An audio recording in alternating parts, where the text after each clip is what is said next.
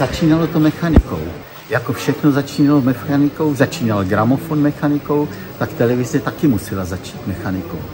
A mechanický televizor je možný vidět tady. Je to nejjednodušší, co může být, a přitom je to pekelně složitý. Tady se otáčí kotouč, který má v sobě dírky do spirály. Z druhé strany je okýnko. To je vlastně to, čím se na ten kotouč kouká. Tentýž kotouč může být buď to kamerou, anebo může být televizorem.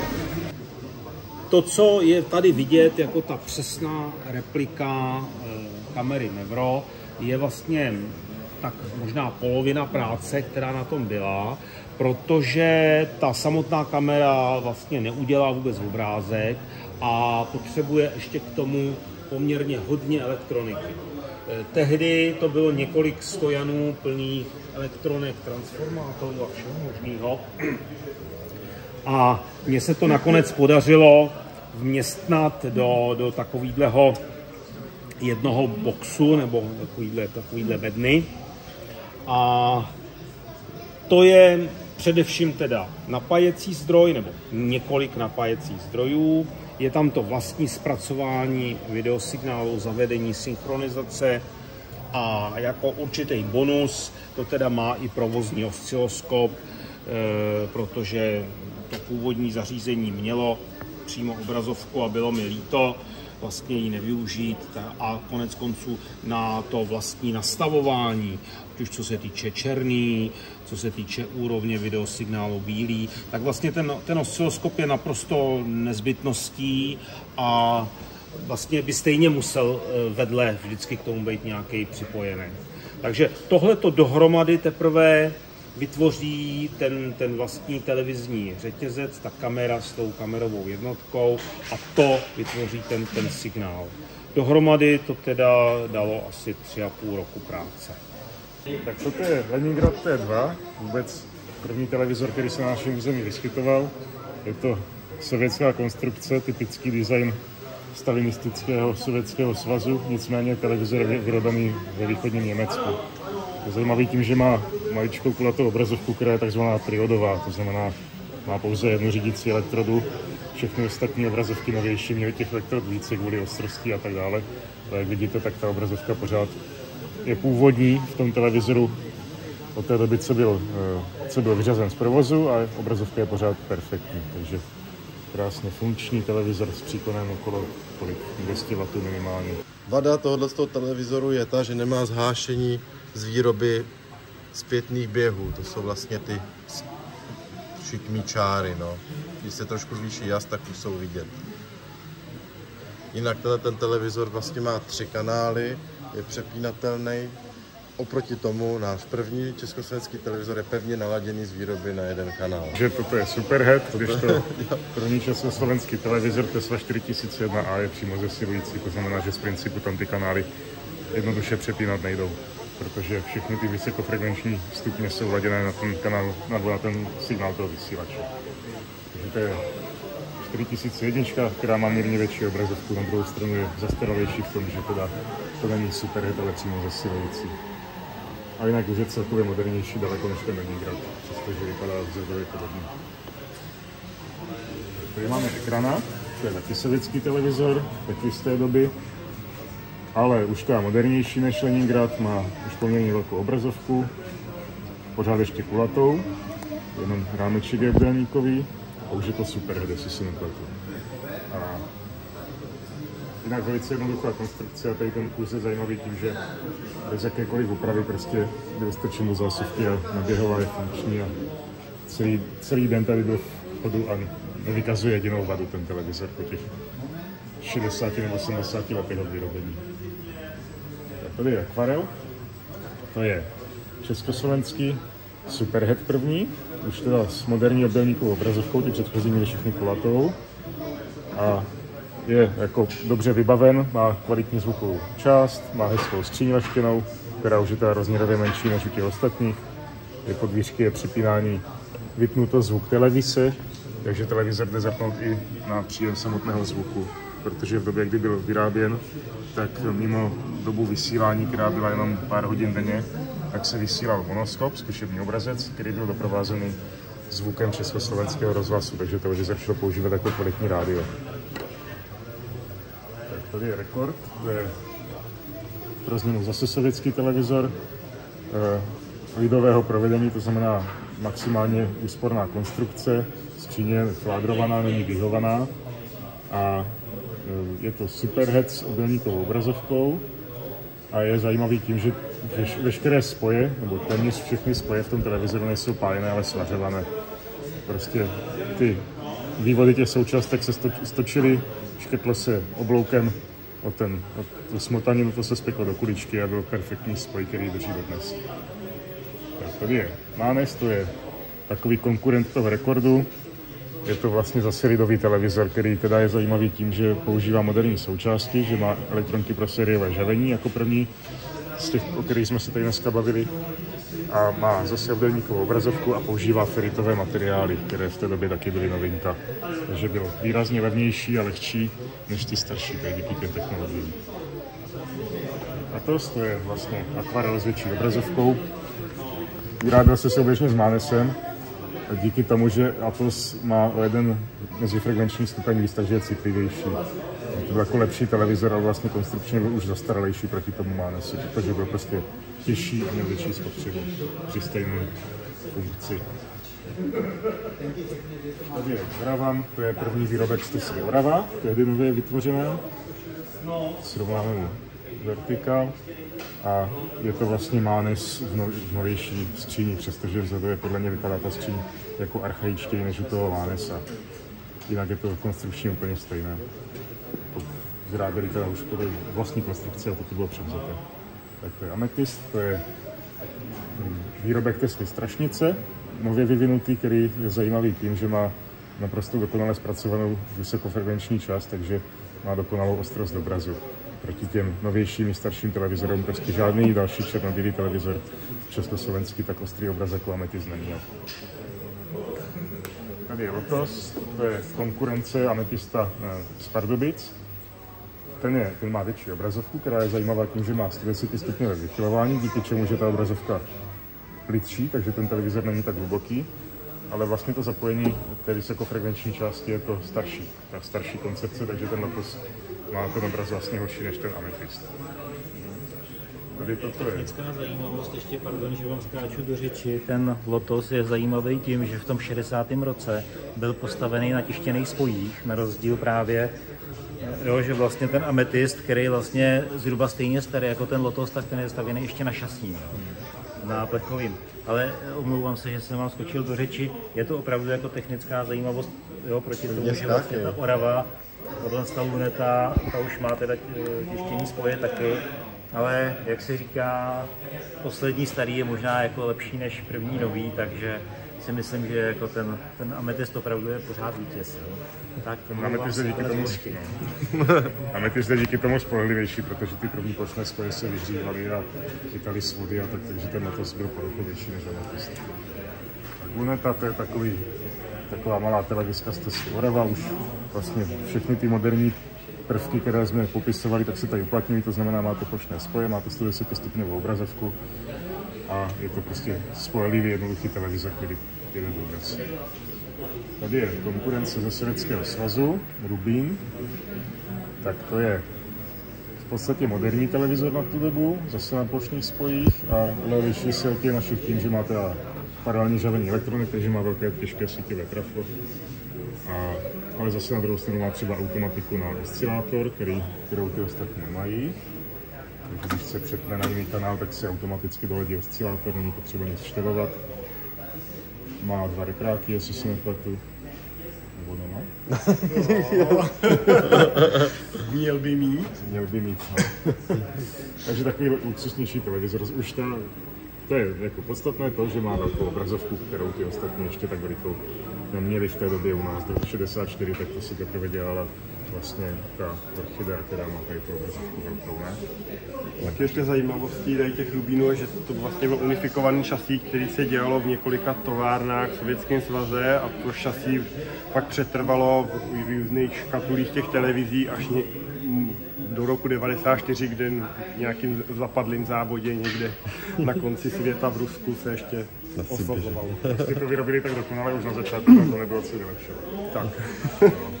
Tak tady je takový úlet bokem, to je vlastně přenosný televizor, malý, ale pořád ještě elektronkový. Je to licence Philips, ale je to vyráběné v Maďarsku, takže minivizor, celoelektronkový přenosný televizor, černobílý.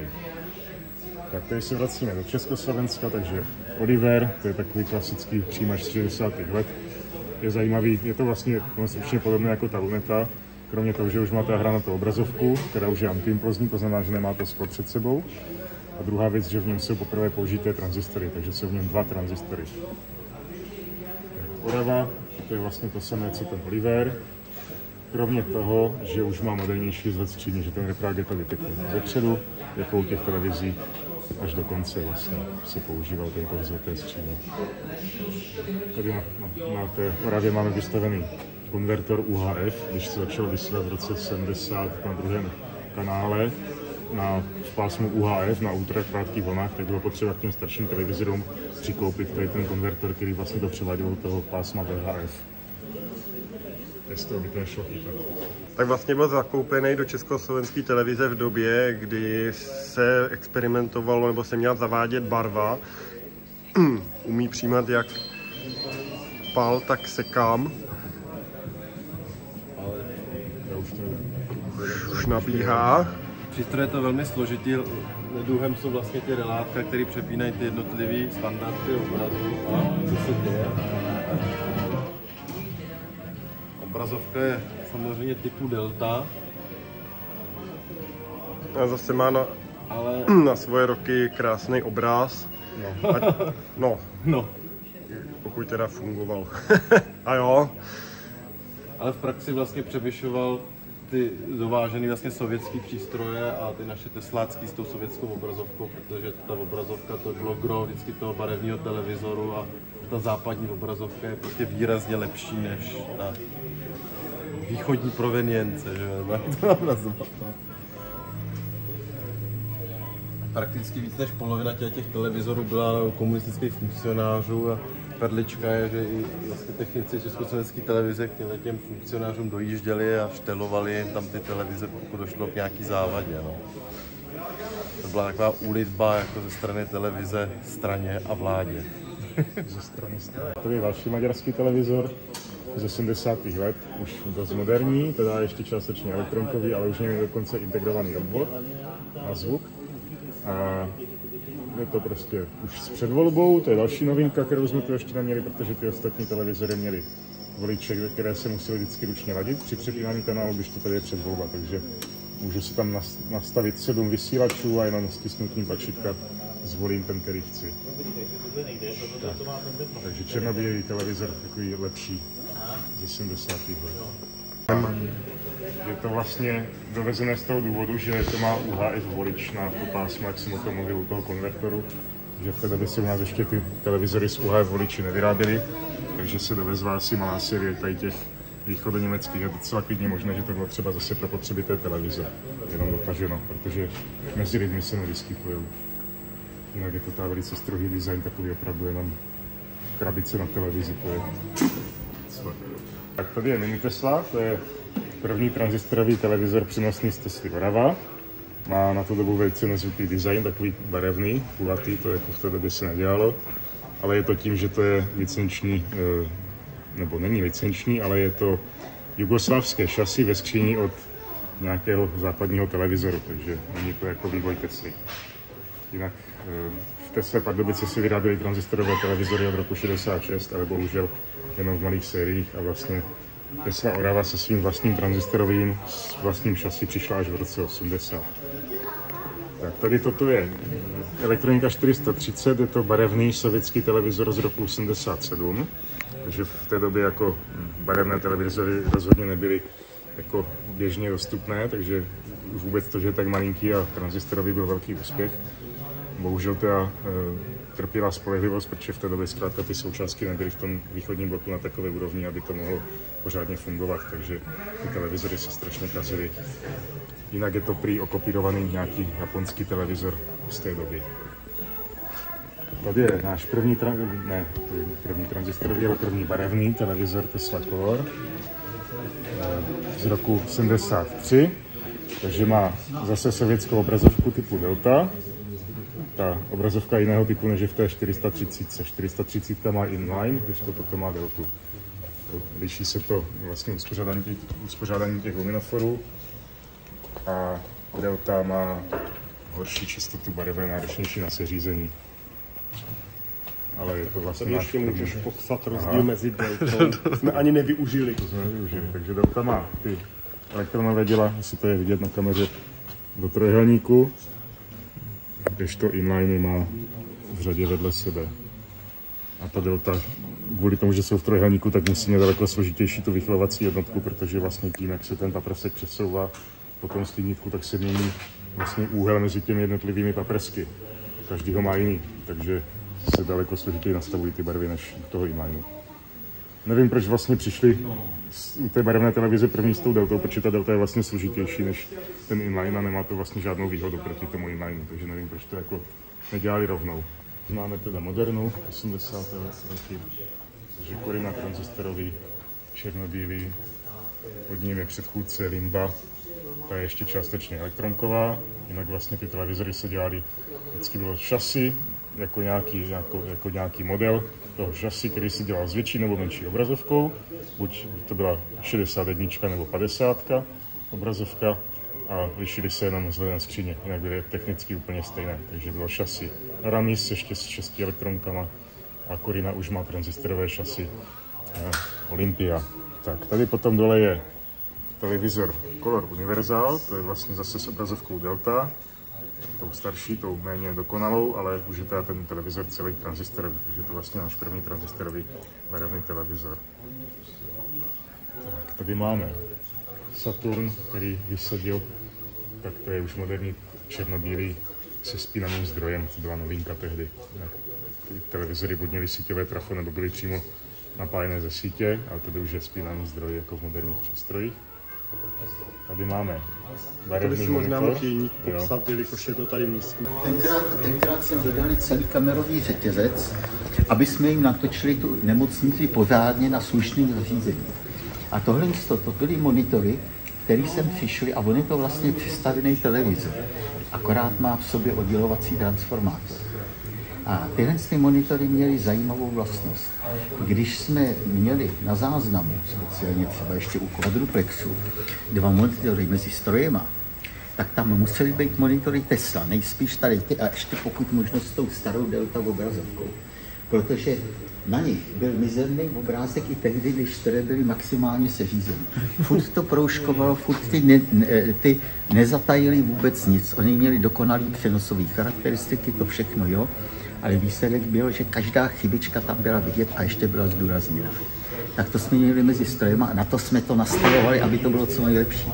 A v teleprojekcích byl tento typ monitoru, protože ten dal dobrý obrázek, když do něj šel mizerný signál. Takže schvalovali se na tady těch, ale technická kontrola byla dělaná na Teslách. Tak Rubin 202. A Rubin 202 je televizor, který má Delta obrazovku, ale jinak je už celotranzistorový a má jeho výhodou a současně nevýhodou je, že nemá spínaný zdroj, má tam ještě klasický transformátor, což se velice dobře osvědčuje na jeho spolehlivosti. Přiznáme sovětské spolehlivosti spínaných zdrojů. A Selena, to už je s inline obrazovkou. Taky je to plně už polovodičová věc a má dvojitý dekoder Sekampal, osazený československýma vodama. 10 ST2 Tesla, to je vlastně obdoba toho univerzála, akorát, že už má obrazovku inline, licence Toshiba, která se vyráběla v Rožnově. A ty inline obrazovky, když byly dobře udělané, což ty naše zrovna byly, tak měli daleko lepší jasný kontrast než ty Delty. Takže to už má opravdu hezký obraz tady ten televizor. A další zajímavost je, že teda má dálkové ovládání. Jednak je tady ty okýnka se senzorovým ovládáním, anebo to tady má přijímač infračervený pro dálkový ovladač, který je tady na obrázku. Takže tak to už vlastně byl vybavený dálkovým ovladačem, což v té době byl luxus. Taky ten televizor byl podle toho drahý, ten stál asi 15 000, což bylo skoro roční plat. Tady je potom řada přenosných televizorů, takže satelit je vlastně tak, jak jsem to říkal. Ten první transistorový přenosný z Tesly Orava z roku 80. Říkal jsem jim barevné televizory kvůli tomu, že měli různě barevné ty skříně. Byly červené, modré, zelené a kombinované. Tady je přenosný barevný Oravan 85. Oravan zase s inline obrazovkou, která byla teda dovozová, ta se u nás nevyráběla. Buď teda byla japonská, nebo východoněmecká, nebo i polské se dávaly. A vnitřnosti jsou už moderní, s moderními integrovanými obvody, takže pořád krásně funguje Oravan. A Merkur, tak to byla klasika 80. let, takže přenosný černobílý vlastně vnitřek je stejný jako v tom satelitu, a už to má modernější vzhled. Má to 8 předvoleb a hodně se používají tady ty televizory nejenom jako na televizi, ale jako monitory k počítačům tehdejším, 8bitovým.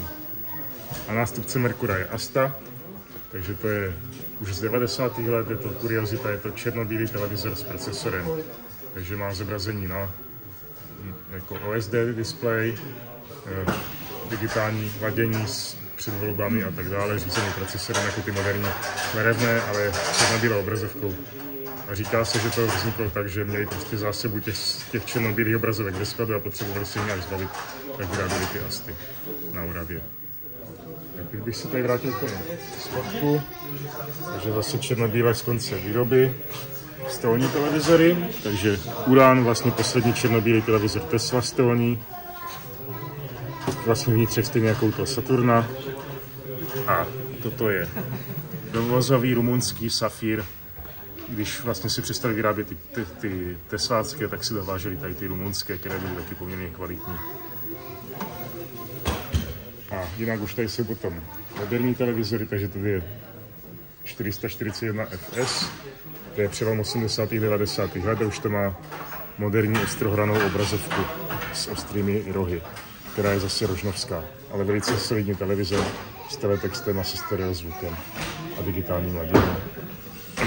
Tady na spodku jsou už takzvané plastovky, takže OTF-ka je vlastně nástupce té Tesly Orava. Ta fabrika vyráběla dál pod značkou OTF až do konce 90. let. A pak vznikla ještě konkurenční značka OVP, která si postavila svou vlastní fabriku kousek vedle a vyráběla až do roku 2008.